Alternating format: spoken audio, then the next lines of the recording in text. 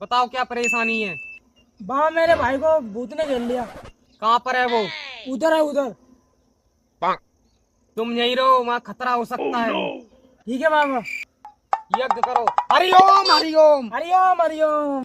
हरिओम हरिओम हरिओम हरिओम। बालक कौन है डायन? तू इस बच्चे के रूप में क्यों आ गया? चला गया यहाँ से, मारना जाएगा। तू अभी बाबा नाथ को जानती नहीं है, तेरे 1 मिनट में भस्म कर देगा।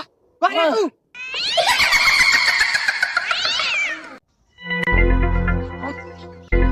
स्वाहा! आ जाओ आ जाओ। बालक अब तू सही होगा, मैंने भूतनी उतार दी तेरे ऊपर से। तुम कौन हो?